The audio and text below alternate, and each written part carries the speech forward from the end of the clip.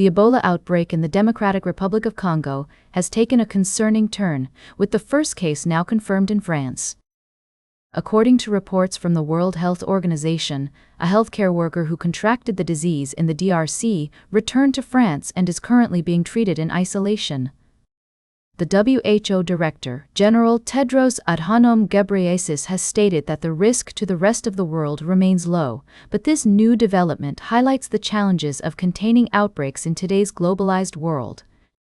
The French Ministry of Health has confirmed that the infected healthcare worker arrived in France at the beginning of their illness and was not contagious at the time.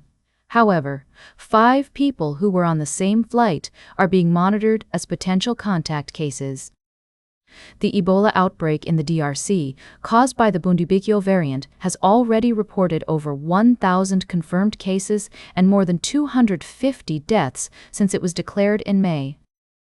The WHO remains optimistic about the response to the outbreak, with preparations underway for trials of 2 therapeutics set to start in the DRC next week.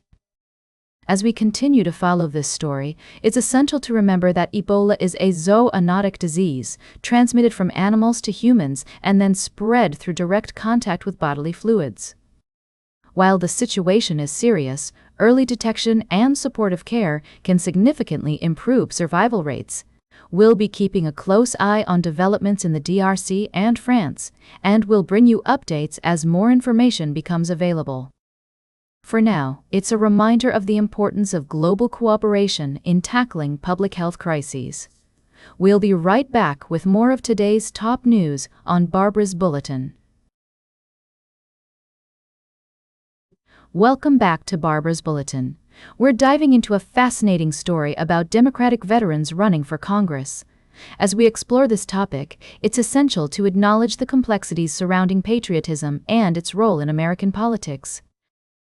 A recent trend has emerged, with several Democratic veterans throwing their hats into the ring, hoping to capitalize on their military experience to connect with voters.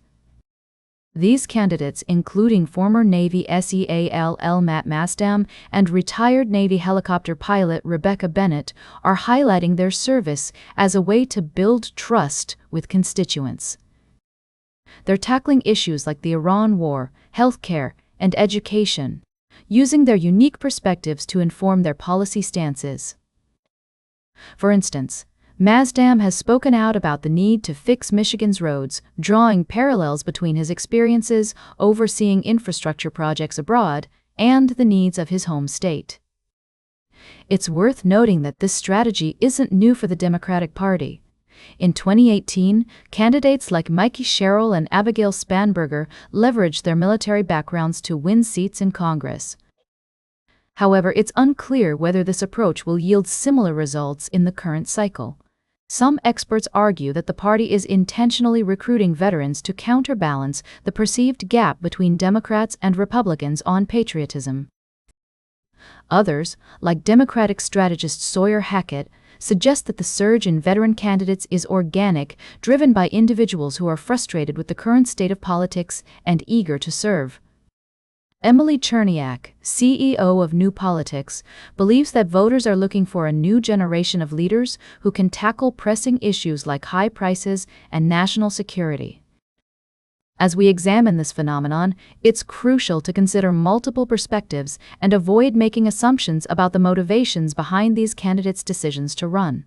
By doing so, we can gain a deeper understanding of the complex interplay between patriotism, politics, and public service. Welcome back to Barbara's Bulletin. As we wrap up today's show, I want to bring you an important update on the nuclear front.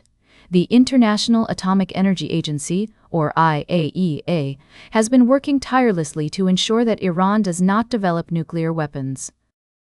In a recent statement, IAEA head Rafael Grossi emphasized the need for very strong verification in Iran following the Middle East conflict.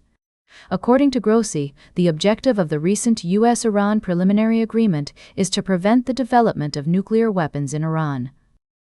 While Tehran has declared that it has no intention of developing such weapons, Grossi stressed that intentions are not enough and that a robust verification system must be put in place as soon as possible.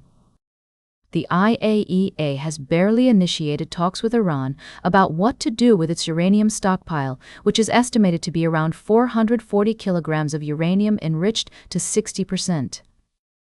This is close to the 90% needed to make a bomb and well above the 3.67% limit set by the now-defunct 2015 agreement.